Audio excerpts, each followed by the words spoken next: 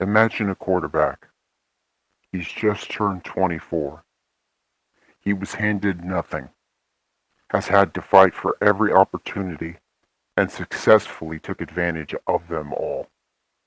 This quarterback then makes it to the NFL as the last pick in the draft.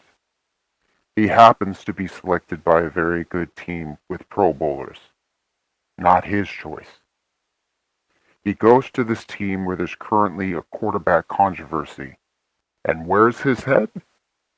In the playbook and watching film. He keeps his head down and is very humble. Down goes one QB. Down goes another QB. And finally, here's his moment. He comes into the game and you can instantly see the offense clicking. He immediately elevates the play of all of his skill position players. He wins that game. The next game, this same quarterback has to start against a team led by none other than Tom Brady. He isn't deterred. He studies and prepares. His parents are even in the stadium to watch his first NFL start as the quarterback of his team. He plays so well and elevates the offense so much that the crowd, with Tom Brady in attendance, mind you, begins chanting his name repeatedly. This quarterback then goes on to lead the team to the NFC Championship game, where he's injured and has to have season-ending surgery.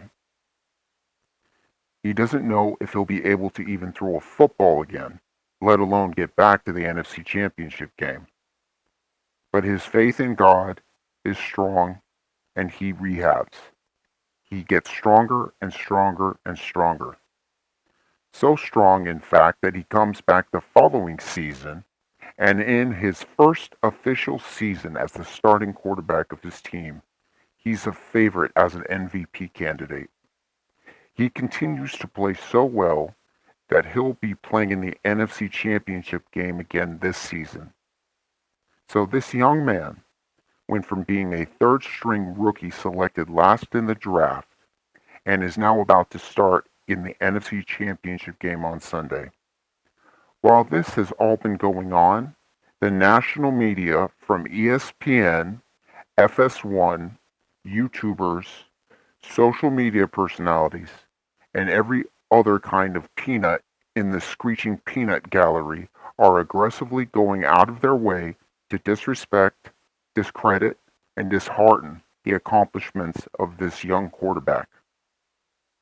Now, why would the national media, most of it owned by the fake woke virtue signaling, anti-family, and anti-male mega corporation known as Disney, go out of their way to cerebrally punish a 24-year-old who has defied all the odds against him?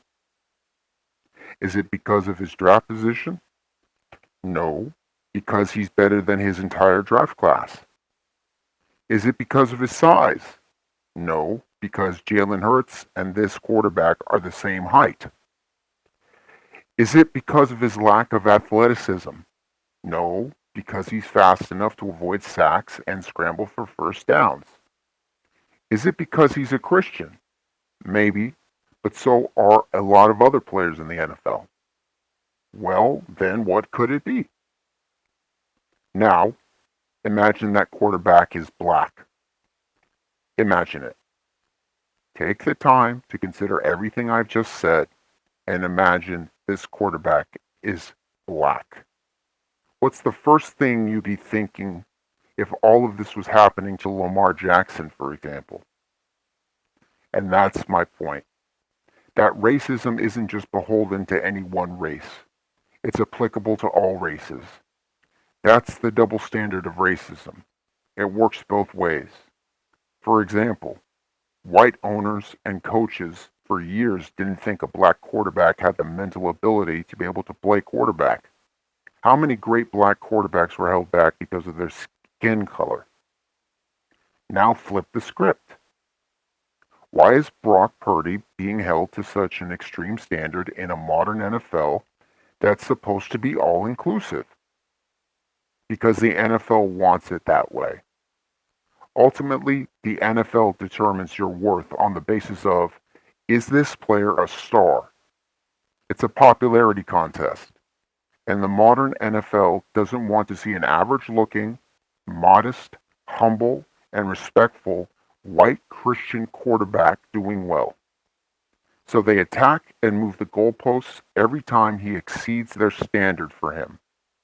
In the era of the Superman quarterback who can do everything, there's nothing but vitriol for a Clark Kent quarterback, according to the fake woke NFL and all of their fake woke sponsors. The racism for Brock Purdy isn't coming from fans or average people who know about him. It's all coming from the media, and I'm including social media on that as well. I'm biased, yes. I want the QB on my team to win a Super Bowl. I want him to win not just to end the quest for six, not just so that Kyle gets that monkey off his back, and not so that I can feel joy for the roller coaster of the last 5 seasons. I want him to be a Super Bowl champion because he's earned it. And once you earn a ring, the media can never take that away from you, Brock. Ultimately, Brock Purdy is as much of a quarterback as Lamar Jackson is. Put some respect on his name. And remember, it's not about the color of your skin, but it's about your play on the field.